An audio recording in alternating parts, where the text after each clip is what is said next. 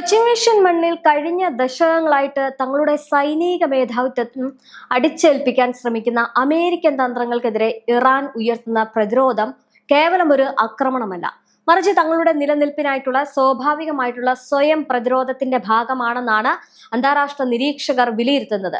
തങ്ങളുടെ രാജ്യത്തിന്റെ പരമാധികാരത്തെയും അതിർത്തി സുരക്ഷയും പരസ്യമായിട്ട് വെല്ലുവിളിക്കുന്ന US സൈനിക താവളങ്ങൾക്ക് നേരെ ഇറാന്റെ ഇസ്ലാമിക് റവല്യൂഷണറി ഗാർഡ് കോർപ്പസ് അഥവാ IRGC നടത്തുന്ന ഓരോ പ്രത്യാക്രമണങ്ങളും കൃത്യമായൊരു സന്ദേശമാണ് നൽകുന്നത്.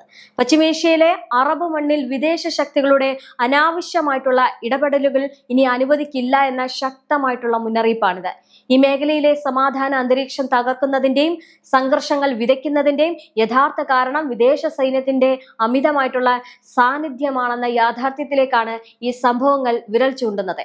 ഈ പോരാട്ടത്തിൽ ഇറാന്റെ അത്യാധുനിക സൈനിക ശേഷിയും സാങ്കേതിക മികവും ലോകത്തെ വിളിച്ചോതുന്നതായിരുന്നു. ജോർദാനിൽ നടന്ന അതിശക്തമായിട്ടുള്ള മിസൈൽ ആക്രമണം എന്ന് പറയുന്നത്, ഈ ജോർദാനിലെ അതീവ സുരക്ഷിതമായിട്ടുള്ള അൽ അസ്രാഖ് വ്യോമതാവളത്തിൽ അമേരിക്കൻ യുദ്ധവിമാനങ്ങളെ സംരക്ഷിച്ചിരുന്ന 20ഓളം കൂറ്റൻ ഹങ്കറുകളാണ് ഇറാന്റെ മിസൈലുകൾ തകർത്തു കളഞ്ഞത്. ഇതിനു പുറമെ US സൈന്യത്തിന്റെ നട്ടെല്ല് എന്ന് വിശേഷിപ്പിക്കുന്ന C-70 തന്ത്രപ്രധാന ഗതാഗത വിമാനങ്ങളെയും അത്യാധുനിക നിരീക്ഷണ സംവിധാനങ്ങൾ അടങ്ങിയ P-8 ചാര വിമാനങ്ങളെയും കൃത്യമായിട്ട് ലക്ഷ്യമിടാൻ ഇറാന് സാധിച്ചു.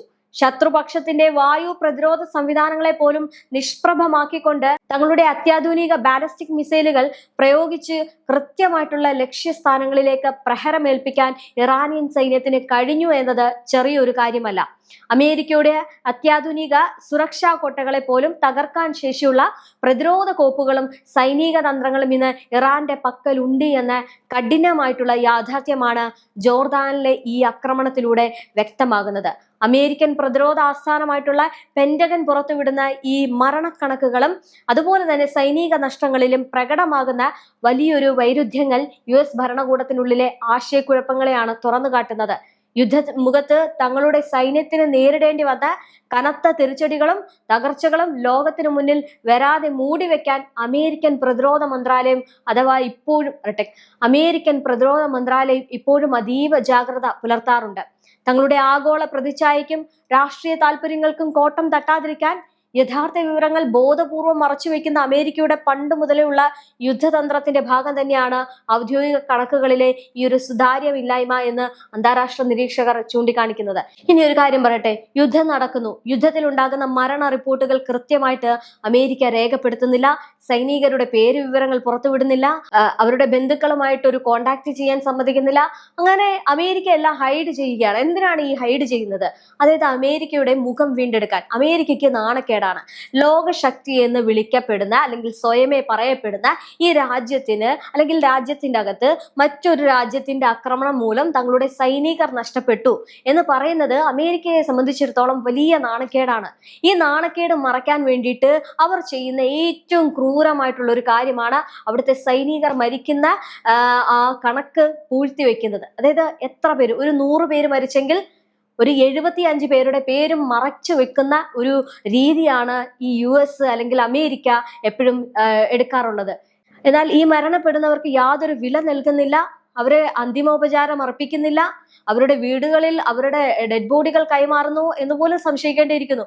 കാരണം അത്രത്തോളം സൂക്ഷ്മമായിട്ട് മറച്ചു വെക്കുകയാണ് ഈ അമേരിക്ക ചെയ്യുന്നത്. സൈനികർക്ക് യാതൊരു വിലയില്ല എന്ന് വേണമെങ്കിൽ പറയാം. നമുക്കറിയാം, ഇന്ത്യ മഹാരാജ്യത്ത് നമ്മളെ സംരക്ഷിക്കുന്നത് നമ്മുടെ സോൾജേഴ്സ് ആണ്. അവരെ നമ്മൾ എത്ര ബഹുമാനപൂർവ്വമാണ് കാണുന്നത് എന്ന് നമുക്ക് വളരെ വ്യക്തമായിട്ട് അറിയാം. കാരണം നമ്മൾ അവർക്കൊപ്പം അല്ലെങ്കിൽ അവരുണ്ട് എന്ന ധൈര്യത്തിലാണ് ജീവിക്കുന്നത്.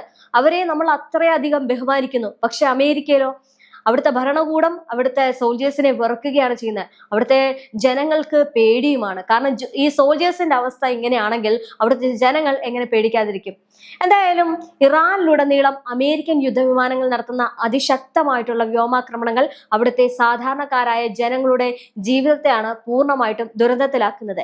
ഈ സൈനിക താവളങ്ങളെ ലക്ഷ്യമിടുന്നു എന്ന് അവകാശപ്പെടുമ്പോഴും രാജ്യത്തിന്റെ നിർണായകമായിട്ടുള്ള അടിസ്ഥാന സൗകര്യങ്ങളാണ് ഈ ആക്രമണങ്ങളിൽ തകരുന്നത്. പ്രധാന പാലങ്ങൾ, വലിയ റോഡുകൾ, ജനങ്ങൾക്ക് വെളിച്ചം എത്തിക്കുന്ന വലിയ വൈദ്യുതി നിലയങ്ങൾ എന്നിവയെല്ലാം തകർക്കുന്നതിലൂടെ ഒരു രാജ്യത്തെ സാമ്പത്തികമായും സാമൂഹികമായും പൂർണ്ണമായും തളർത്തുക എന്ന ക്രൂരമായിട്ടുള്ള യുദ്ധതന്ത്രമാണ് അമേരിക്ക ഇവിടെ പയറ്റുന്നത്.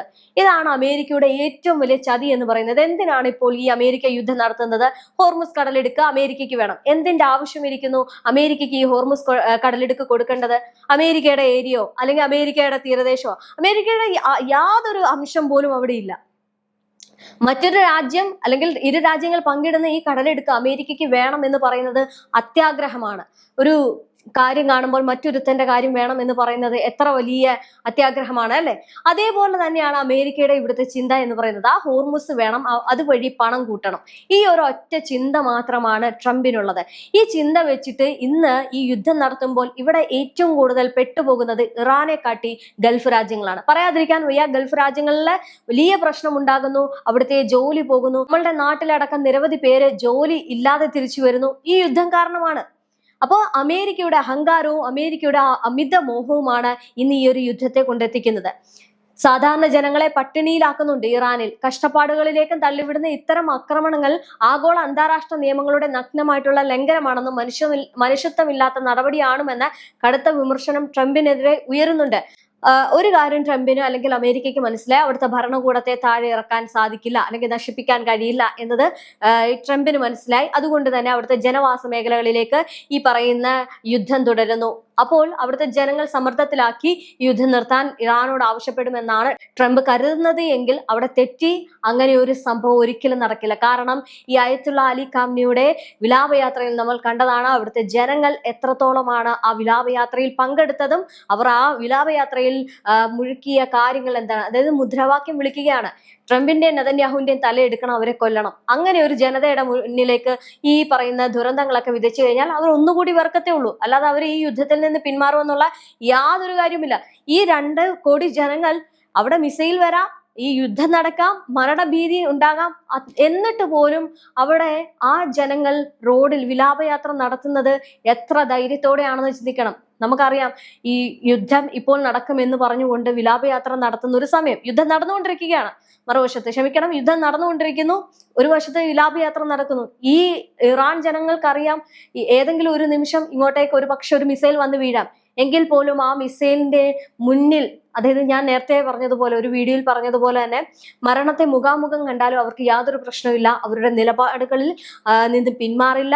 അവരുടെ രാജ്യത്തിന്റെ പരമോന്നത നേതാവിന്റെ വിലാപയാത്രയിൽ അവർ പങ്കെടുത്തത് തന്നെ ഏറ്റവും വലിയ തിരിച്ചടിയാണ് അമേരിക്കയ്ക്ക് നൽകിയത്.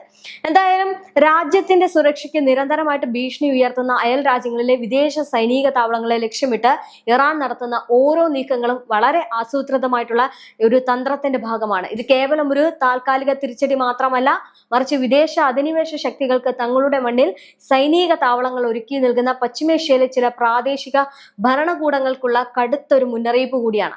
സ്വന്തം രാജ്യത്തിന്റെ താല്പര്യങ്ങൾ സംരക്ഷിക്കാൻ വിദേശ സൈന്യത്തെ കൂട്ടുപിടിക്കുന്നവർ വരും നാളുകളിൽ ഇതിന്റെ വലിയ വില നൽകേണ്ടി വരുമെന്ന സന്ദേശമാണ് ഇറാൻ ഇതിലൂടെ നൽകുന്നത്.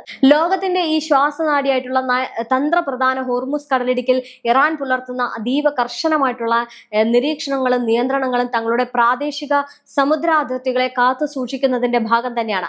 പശ്ചിമേഷ്യൻ മണ്ണിൽ സാമ്രാജ്യത്വ താല്പര്യങ്ങൾ അടിച്ചേൽപ്പിക്കാൻ ശ്രമിക്കുന്ന വിദേശ യുദ്ധക്കപ്പലുകൾക്കോ അവരുടെ എണ്ണ ടാങ്കറുകൾക്കോ തങ്ങളുടെ കടൽ അതിർത്തിക്കുള്ളിൽ അനാവശ്യമായിട്ടുള്ള സ്വാതന്ത്ര്യം നൽകില്ല എന്ന ഉറച്ച നിലപാടിലാണ് ഇറാനിയൻ സൈനിക കമാൻഡ് ഉള്ളത്.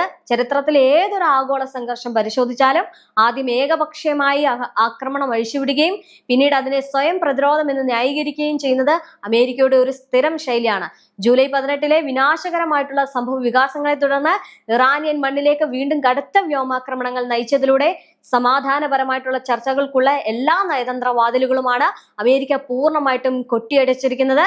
യുഎസിന്റെ ധിക്കാരപരമായിട്ടുള്ള നിലപാടാണ് പശ്ചിമേഷ്യ വരും നാളുകളിൽ കൂടുതൽ ചോരപ്പുഴയിലേക്ക് തള്ളിവിടുന്നത്. ഇന്ന് 10 ദിവസം തികയാണ് ഈ കഠിനമായിട്ടുള്ള യുദ്ധം തുടങ്ങിയിട്ട്.